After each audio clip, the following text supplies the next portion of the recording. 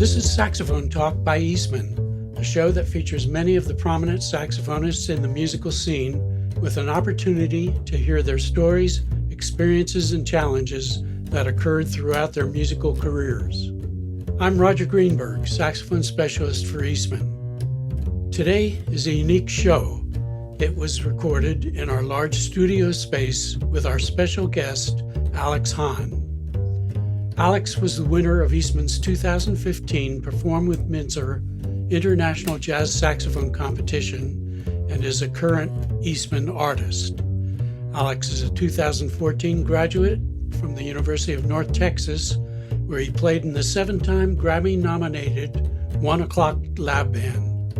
In addition to being a featured soloist on the band's 2014 album, Alex is a 6-time Downbeat Magazine Award winner, 3-time Outstanding Soloist at the Next Generation Jazz Festival, and first place winner in the 2016 North American Saxophone Alliance Jazz Saxophone Competition. He spent the summer of 2013 as a member of the Disney All-American College Band and was chosen to return as the teaching assistant the following year. He is a recurring soloist with the Tom Kubis Big Band and frequently performs with his award-winning quintet in the Southern California area. He also recorded with Michael Buble for his newest album. Alex is a 2016 graduate from the USC Thornton School of Music, where he studied as a graduate student and teaching assistant under Jason Goldman and Bob Mintzer. Most recently, he was selected to be a student at the prestigious Thelonius Monk Institute of Jazz under the direction of Herbie, Hancock, and Wayne Shorter.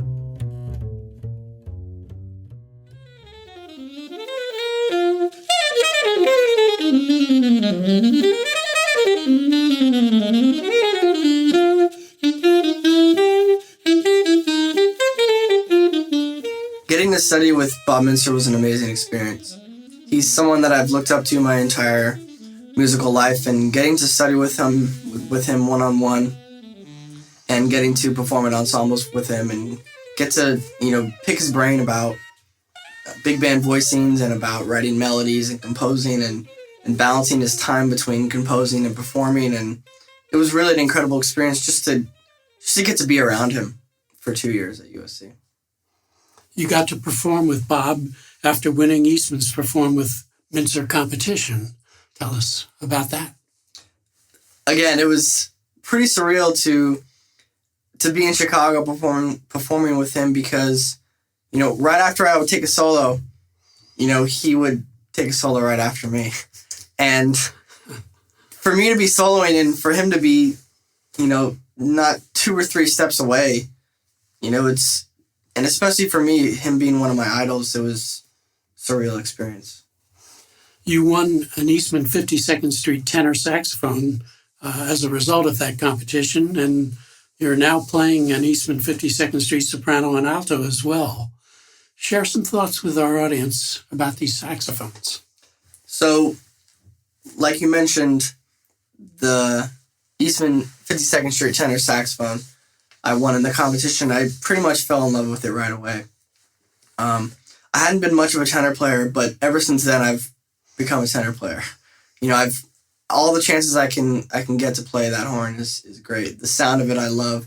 The feel of it I love. It's really easy to play, really natural sounding, and it's been really fun to play that. So since I won the competition, I said, and now I need a new soprano. So now I have the 52nd Street soprano, and honestly, it's the best soprano I've ever played. The intonation of it, which soprano can always be a bit squirrely, but this intonation on this horn is great. The tone of it's nice and warm, and it's been so fun to play. And recently, I got to play and buy the 52nd Street alto, and this was a little bit difficult because I've been playing a Summer Mark 6 for so long. But honestly, the more I play it, the more I enjoy it. The sound is much warmer, much more round than the Mark 6. It doesn't have that edge, so it's nice to have, a completely different feel and a completely different sound that I can go for by playing this horn. Right now, there are many talented young students who would love to pursue a career in music. As we all know, this is not an easy career path, and to make a satisfactory living is certainly a challenge. What have you done to give yourself opportunities, and what do you tend to do as your own career progresses? Well, something that I've done to give myself opportunities is hard work. And there's definitely no substitute for hard work. I learned that from both my parents. Both my parents are extremely hardworking and both work, a couple different jobs. So to have those role models of hard work has been essential in my development as a person and development as a musician. So there's definitely no substitute for hard work. But on top of that, I like to think of myself as a small business. And this is something that I learned while being in the Disney American College Band, and something I learned from one of my mentors, Ron McCurdy. Ron McCurdy is a trumpet player and entrepreneur and musician, and he has so many different projects and so many different avenues that he makes money off, that it really inspired me. He was the chair at USC for a little bit. He's still a professor there. He still has his own projects. He still plays. He teaches. He does pretty much everything. And that's something that I also learned from Bob Mintzer is, especially in today's world, you can't be one-dimensional. You need to be, as a saxophone player, you need to play all the saxophones. You need to play flute. You need to play clarinet. And on top of that, you need to arrange. You need to compose. You need to orchestrate. You need to be a producer. You need to be your own booking person, your own marketing person. And for you to have as many different avenues as you can really allows yourself to be multidimensional. And I think that's my biggest advice for anyone who's trying to be a musician today is you need to work hard and you need to try to have as many different facets of music as you possibly can. So it's possible to be a businessman and an artist at the same time? Yeah, it's hard to balance the two, but it's definitely possible. You see teaching in your future? Yeah, so that's another thing. I've been teaching lessons since my junior year of high school, and I've never had any other job besides music. I never, washed dishes at the restaurant. I never was a waiter. I only taught lessons. And so I've had so much experience teaching lessons, and I really, really love teaching. I've been able to have awesome teaching opportunities at the Thelonius Monk Institute, where I am now. And I was a teaching assistant at USC and taught lessons, like I said, for many, many years.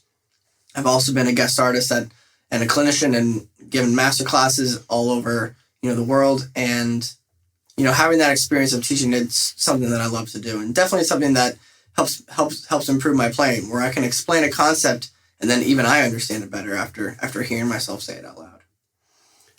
Let's go back a bit. What made you want to pursue music in the first place? So both my parents are musicians. My dad's a saxophonist and clarinetist, and my mom's a classically trained pianist. And for the longest time, I always liked playing music, but it was never something I was very passionate about. It was never something I wanted to, be as a career. And both my parents were, very supportive in, go explore what you want to do. And so for the longest time, I didn't want to be a musician. And it wasn't until about my senior year of high school where I kind of decided, I had this epiphany to where, I'm going to go to North Texas. I'm going to pursue music, and it's kind of all been since then. Jazz, like all of the arts, has evolved over the years from early jazz to swing and bebop to modern progressive jazz, free jazz, fusion, and smooth jazz. Where have you been and where are you heading? So as a saxophonist, I've studied all different types of jazz, from swing era, from bebop to hard bop to free jazz to fusion to what's going on today with more modern music with odd time signatures and everything like that. But to me, the music that always speaks to me is the music that has good groove and good melodies. So my first album that I released in 2014 with my band, the Alex Hahn Crossing, was kind of a fusing of kind of pop and jazz, where there was lots of strong emphasis on singable melodies, rememberable melodies, and grooves, something that was appealing to more than just your typical jazz musician. And now I'm working on a new album that features a jazz septet with eight strings, and that's the same idea, where I want people to remember the melodies. I want people to remember the groove that are happening. So this music on this new album is jazz and pop and classical and kind of cinema related music. So I'm very excited to release it in summer 2017. Who's your biggest critic? My biggest critic is definitely myself. That is something that's essential to your improvement. Not only waiting for teachers and friends to say, oh, you need to work on this, you need to work on this, but the more analytical you can be in your practice sessions, the more you're going to get out of your practice sessions. Instead of just saying, oh, I sound good, be like, oh, wait, why do you sound good? Or I sound bad. Why do you sound bad? What can you specifically improve on in order to get you to that next level? So I'm always my biggest critic. I'm always trying to work on things. I'm always trying to get better at something every day. As we mentioned earlier, you're at the Monk Institute and you have another year ahead of you. Tell us about your experiences this past year and what you expect in the next year. So, yes, I'm just about to finish my first year at the Thelonius Monk Institute, and it's been an incredible journey so far. We've got to work and play with Herbie Hancock, Wayne Shorter, Dick Oates, Billy Childs, all these incredible artists who come for artist residencies for an entire week where they're teaching us as a group, they're teaching us one-on-one, we're listening to music with them, we're just talking to them about their careers and their music, and being able to learn from people who I've looked up to, such as Herbie and Dick Oates and all these artists has been amazing. What's also been great is the band. The band is from all over the world. The bass player is from Italy, the vibraphone player is from France, the drummer is from Canada, the tenor saxophonist is from Peru, from California, the trombone player is from California, and the pianist is from Michigan. So for us to blend all of our musical styles together has been super, super fun and super interesting. Playing all their original music has been super fun as well, because everybody has these different cultures, everybody has these different backgrounds, and it's kind of been super fun to play everybody's original music, how they hear music, and talk to them about how they think about music. So that's been another great thing about the program. And lastly, we've been able to travel quite a bit this year, which has been awesome. We played at the Panama Jazz Festival in January.